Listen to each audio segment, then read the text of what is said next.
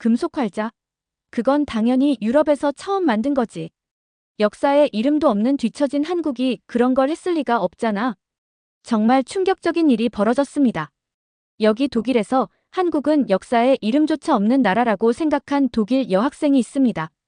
그런데 강의실에서 한국인의 단 한마디로 웃던 여학생은 정색했는데요. 그 한마디로 직접 한국의 보물을 체험하고 유럽 중심의 역사관이 산산이 부서지기까지 했습니다. 도대체 무슨 일이 있었던 걸까요? 과연 독일 여학생은 무슨 일을 체험한 걸까요? 전 세계가 감동한 700년 된 한국의 보물 이야기. 지금 그 사연을 공개합니다. 안녕하세요. 제 이름은 안나 크라우제입니다. 저는 독일 베를린 자유대학교에서 박물관학과 유럽 미술사를 공부하고 있었어요. 27살이고 제가 배우는 과목을 정말 좋아하고 있었어요. 사실 저는 유럽의 문화와 역사를 아주 자랑스럽게 여기고 있었답니다. 어릴 때부터 베를린의 박물관을 걸으며 멋진 그림과 조각품들을 구경하고 있었어요. 아름다운 예책들을 볼 때면 몇 시간씩 시간이 가는 줄도 모르고 있었죠. 특히 저는 구텐베르크의 금속 활자 인쇄기를 최고의 발명품으로 생각하고 있었어요. 그것이 바로 현대 지식의 시작이라고 믿고 있었거든요. 사실 유럽 밖의 문화에 대해서는 깊이 생각하지 않고 있었어요. 다른 문화들도 흥미롭기는 했지만 좀 낡았거나 뒤처져 있다고 생각하고 있었거든요. 중요한 일은 다 유럽에서 일어나고 있다고 믿고 있었죠. 제 생각이 맞다고 확신하고 있었어요. 그러던 어느 날 오후였어요. 그날도 저는 슈타인 교수님의 수업을 열심히 듣고 있었어요. 교수님은 우리에게 오래된 필사본들을 보여주며 자랑스럽게 구텐베르크 성경에 대해 설명하고 계셨어요. 구텐베르크 성경은 세계 최초의 금속 활자 인쇄본이라고 하셨죠. 저는 독일인인 구텐베르크가 자랑스러워서 미소를 지으며 메모하고 있었어요. 그런데 그때 강의실 뒤쪽에서 또렷한 목소리가 들려왔어요. 교수님, 죄송한데요. 그건 사실이 아니에요. 세계 최초의 금속 활자 인쇄본은 1377년에 만들어진 한국의 직지예요. 현재 프랑스 파리 국립도서관에 소장되어 있죠. 순간 강의실 전체가 얼어붙고 있었어요. 저는 깜짝 놀라며 뒤를 돌아보고 있었죠. 그 목소리의 주인공은 유진이었어요. 한국에서 온 교환학생으로 항상 얌전하고 조용하게 지내고 있었거든요. 그런 유진이 수업 중에 이렇게 당당히 말을 꺼낼 거라고는 생각도 못하고 있었어요. 저는 작게 중얼거리고 있었어요. 한국? 그게 무슨 소리지? 마음속으로 불편하고 조금 기분 나빠지고 있었어요. 교수님도 당황한 얼굴을 하고 있었어요. 하지만 교수님은 곧 침착하게 말했어요. 흥미로운 얘기네요, 유진. 수업 끝나고 다시 얘기해봅시다. 교수님의 얼굴이 어딘가 불편해 보이고 있었어요. 저는 점점 더 궁금해지고 조금씩 짜증도 나고 있었죠. 강의가 끝났지만 유진의 말이 계속 머릿속에서 맴돌고 있었어요. 정말 유진 말이 맞는 걸까? 제가 지금껏 당연히 믿었던 사실이 틀렸다는 걸까요? 그 생각에 저는 하루 종일 집중을 못하고 있었어요. 결국 직접 사실을 확인해봐야겠다고 결심하고 있었죠. 그날 저녁, 저는 급하게 대학 도서관으로 달려가고 있었어요. 도서관은 어두운 조명 아래에서 컴퓨터 화면만 은은히 빛나고 있었어요. 저는 유진의 말을 반박할 자료를 찾고 있었어요. 그런데 조금 후, 저는 깜짝 놀랄 만한 자료를 발견하고 있었어요. 유네스코 공식 웹사이트에 분명히 쓰여 있었어요. 직지, 한국, 1377년. 직지가 구텐베르크 성경보다 무려 78년이나 먼저 금속 활자로 인쇄된 세계 최초의 책이었던 거예요. 제 얼굴은 금방 뜨거워지고 있었어요. 심장이 쿵쾅 뛰고 있었고 화면에서 눈을 떼지 못하고 있었죠. 이걸 제가 왜 몰랐을까요? 이 충격적인 사실 앞에서 저는 자존심이 상하고 있었어요. 다음 날 아침, 저는 조심스럽게 유진에게 다가가고 있었어요. 여전히 자존심은 좀 상해 있었지만 궁금한 걸 참을 수가 없었어요. 유진, 직지에 대해 좀 더 알려줄 수 있어? 그러자 유진이 친절하게 웃으며 휴대폰을 보여주고 있었어요. 휴대폰 화면에는 어제 제가 봤던 유네스코의 페이지가 그대로 떠 있었어요. 봐, 안나. 여기에 정확히 나와 있지? 직지는 분명히 1377년이야. 세계 최초의 금속 활자 인쇄본 맞아. 순간 머리가 어지럽고 있었어요. 제가 알고 있던 역사가 흔들리고 있었죠. 그러자 유진은 저를 위로하듯 따뜻하게 말하고 있었어요. 괜찮아, 안나. 이걸 아는 사람은 많지 않아. 하지만 정말 중요한 사실이야. 그 말이 제 마음속에 오래도록 남고 있었어요. 왜 이렇게 중요한 사실을 우리는 모르고 있었던 걸까요? 저는 궁금함과 함께 알 수 없는 부끄러움을 느끼고 있었어요. 그때부터 제 안에서 무언가 새로운 호기심이 싹트고 있었어요. 익숙하고 편했던 유럽 중심의 세상이 갑자기 너무 좁게 느껴지고 있었죠. 도서관에서 직지를 알게 된 지 일주일쯤 지났을 때였어요. 유진이 한국문화원에서 열리는 특별 전시회에 저를 초대하고 있었어요. 전시회장으로 향하는 동안 제 마음은 긴장과 기대가 함께하고 있었죠. 한국 역사에 대한 전시회는 한 번도 가본 적이 없었기 때문에 어떤 걸 보게 될지 상상도 잘 안 되고 있었어요. 그래도 호기심이 저를 계속 앞으로 밀어내고 있었어요. 전시장에 들어서는 순간 완전히 다른 세계로 들어가는 듯한 기분이 들고 있었어요. 방 안은 부드러운 조명으로 따뜻하게 비추어지고 있었고 고요하고 차분한 분위기가 흐르고 있었어요. 그리고 방 한가운데에 전시된 큰 유리상자에 제 눈길이 끌리고 있었죠. 그 안에는 정말 정교하게 만들어진 직지의 복제품이 놓여 있었어요. 조심스럽고 꼼꼼하게 만들어진 그 예책은 마치 저에게 뭔가를 이야기하고 있는 것 같았어요. 작은 금속 글자들이 정확하게 배열되어 있었고 글자 하나하나가 믿기지 않을 만큼 섬세하고 깔끔하게 찍혀 있었죠. 이렇게 정교한 책을 그 옛날 어떻게 만들 수 있었을지 저는 그저 놀라며 바라보고 있었어요. 저는 천천히 유리상자 주변을 돌며 그 책의 작은 부분 하나하나를 자세히 보고 있었어요. 방은 조용했고 뒤에서는 사람들의 속삭이는 소리와 천천히 걷는 발걸음 소리만 작게 들리고 있었어요. 그 순간 저는 마치 과거 속으로 들어가고 있는 것 같았어요. 금속 활자를 하나씩 정성껏 놓던 옛사람들의 손길이 느껴지는 듯 했죠. 전시장 벽에는 직지에 대한 설명과 사진이 함께 전시되어 있었어요. 설명에는 직지가 14세기 한국에서 만들어졌으며 프랑스까지 건너간 긴 여행을 거쳐 오늘에 이르렀다고 나와 있었어요. 저는 이 놀라운 책이 고향을 떠나 유럽까지 오게 되었다는 사실이 대단하다고 생각하면서도 한편으론 씁쓸한 기분이 들고 있었어요. 이렇게 중요한 책이 정작 고향인 한국에는 한 장도 남아있지 않다는 게 마음에 걸리고 있었죠. 설명을 읽으며 저는 지금까지 배운 것들에 대해 다시 생각하고 있었어요. 저는 항상 유럽이 역사의 중심이고 모든 중요한 혁신이 유럽에서 시작되었다고 믿고 있었어요. 하지만 제 눈앞에는 그 믿음을 완전히 깨뜨리는 증거가 있었죠. 유럽보다 훨씬 앞서 머나먼 한국에서 이미 금속 활자로 책을 찍어내고 있었다는 사실이 믿어지지 않았어요. 제가 그동안 알던 역사가 얼마나 좁고 불완전했는지 새삼 깨닫고 있었어요. 이 전시회는 저에게 정말 큰 울림을 주고 있었죠. 지금껏 배워온 역사보다 훨씬 크고 넓은 세상이 있다는 것을 실감하고 있었어요. 전시장 안의 분위기는 정말 조용하고 왠지 모르게 신성한 느낌마저 들고 있었어요. 작은 목소리로 이야기를 나누는 사람들, 바닥을 부드럽게 밟는 발걸음 소리, 그리고 집중해서 역사 속 유물을 바라보는 사람들의 모습이 전부 특별하게 느껴지고 있었죠. 처음 느꼈던 자존심은 어느새 사라지고 있었고 대신 새로운 문화와 역사에 대한 존중과 배움의 욕심이 커지고 있었죠. 직지는 단순히 오래된 책이 아니라 시대를 앞서 혁신을 이룬 사람들의 용기와 지혜를 담고 있었어요. 제 머릿속에서는 질문과 호기심이 끊임없이 떠오르고 있었죠. 지식은 어떻게 다른 나라로 흘러가고 역사라는 건 어디에서 바라보느냐에 따라 이렇게 달라질 수 있다는 걸 이해하고 있었어요. 전시장을 나오기 직전에 유진이 제게 살며시 웃으며 말을 걸고 있었어요. 안나, 이번 여름에 한국에 한번 가보는 건 어때? 직접 눈으로 보면 더 많은 걸 알 수 있을 거야. 그 말에 제 가슴이 뛰고 있었어요. 전시장 문을 나서며 저는 더 크고 풍부한 세상을 만나겠다고 다짐하고 있었답니다. 인천공항에 발을 내딛는 순간 저는 두근거림과 놀라움이 뒤섞인 감정을 느끼고 있었어요. 입국장을 빠져나오자마자 화려한 불빛과 활기찬 분위기가 저를 반기고 있었죠. 예상했던 모습과는 많이 달랐어요.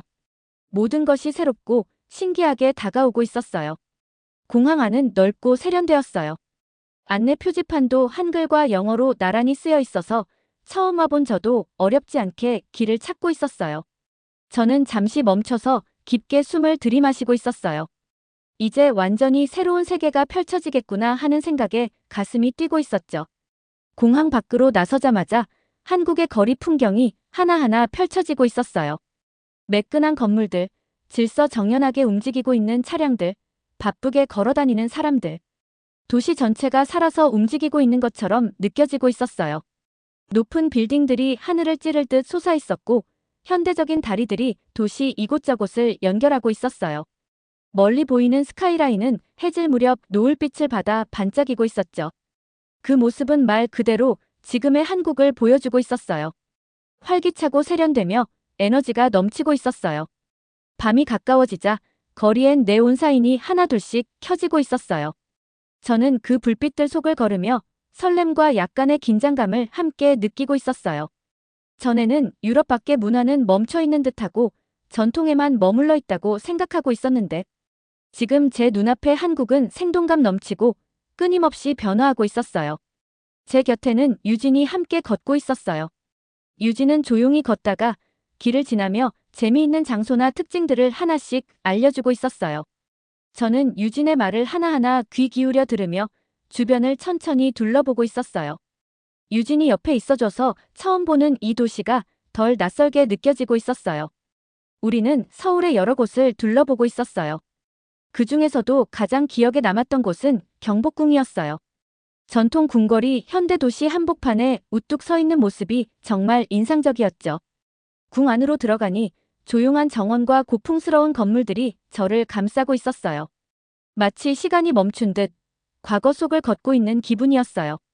그런데 고개를 들면 멀리 고층 빌딩이 보이고 있었죠. 과거와 현재가 함께 숨쉬고 있었어요. 경복궁 근처엔 한옥마을도 있었어요. 기와 지붕과 나무 기둥으로 이루어진 전통 가옥들이 줄지어 서 있었어요. 마치 오래된 풍경화 속을 걷고 있는 듯한 기분이 들고 있었죠.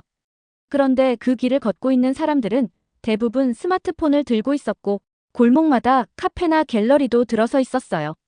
그 옛 모습 속에서도 지금의 삶이 함께 흐르고 있었어요. 시장거리도 정말 활기차고 생동감 있었어요. 특히 야시장에서는 사람들의 목소리, 음식 굽는 소리, 웃음소리가 어우러져 활기가 넘치고 있었어요. 저는 그곳에서 호떡을 처음 먹어봤어요. 달콤하고 따뜻한 시럽이 입안에서 사르르 녹고 있었어요. 또 떡볶이도 먹어봤는데 매콤하면서도 감칠맛이 돌아서 계속 손이 가고 있었어요. 비빔밥은 색색의 채소와 고기가 어우러져 보기에도 예쁘고 맛도 풍성했어요. 저는 한 입 한 입 먹을 때마다 한국의 맛과 정서를 조금씩 느끼고 있었어요. 도시를 걷다 보면 정말 신기한 장면들이 계속 나타나고 있었어요.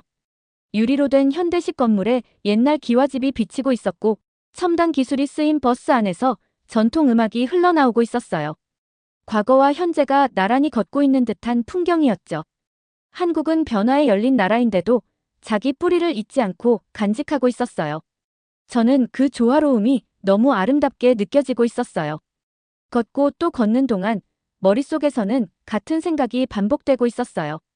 내가 왜 그동안 이렇게 몰랐을까? 그동안 저는 문화나 발전이라는 걸 너무 한쪽 시선으로만 보고 있었어요. 하지만 한국을 직접 마주하고 보니 진짜 현대화라는 건 높은 빌딩이나 전자기기가 아니라 깊은 역사 위에서 오늘을 살아가는 힘이었어요. 그날 밤 서울의 야경을 올려다보며 저는 조용히 마음속으로 감사하고 있었어요. 이곳에 올 수 있었다는 사실에, 그리고 새로운 시선을 갖게 되었다는 그 경험에 말이에요. 한국에서의 며칠이 빠르게 지나가고 있었어요. 유진은 저를 국립중앙박물관으로 데려가고 있었죠. 그곳엔 한국의 오랜 역사를 담은 보물들이 많이 있다고 들었기에 저도 무척 기대하고 있었어요. 박물관 건물은 넓고 웅장했어요. 천장이 높고 복도에는 자연광이 잔잔하게 스며들고 있었죠. 그 조용한 분위기 속에서 저는 차분한 설렘을 느끼고 있었어요. 한 걸음씩 걸을 때마다 마치 시간이 천천히 흐르고 있는 듯한 느낌이 들고 있었어요. 전시실 안에는 정말 많은 유물들이 있었어요. 수천 년 전의 토기, 섬세하게 써 내려간 글씨, 이야기를 담고 있는 그림들. 저는 하나하나 유심히 들여다보며 그 시대를 상상하고 있었어요. 그러던 중 제 시선을 사로잡은 건 고려시대의 금속활자 전시였어요.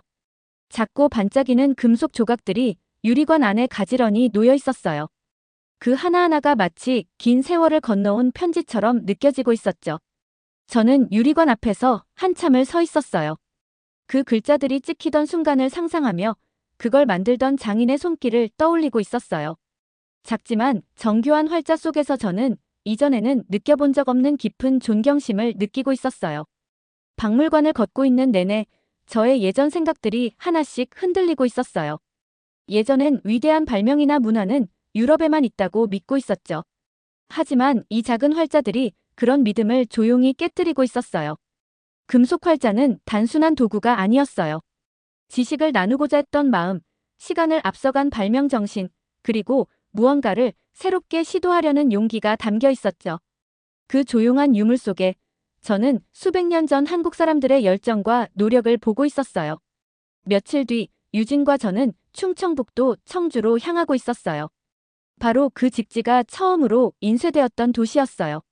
청주에는 금속활자 인쇄를 주제로 한 작은 박물관이 있었어요.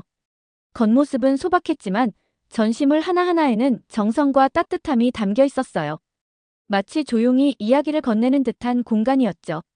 그곳에서 저는 직접 금속활자로 인쇄해보는 체험을 해볼 수 있었어요. 작은 철판 위에 금속활자를 하나씩 놓아보며 손끝에 집중하고 있었어요.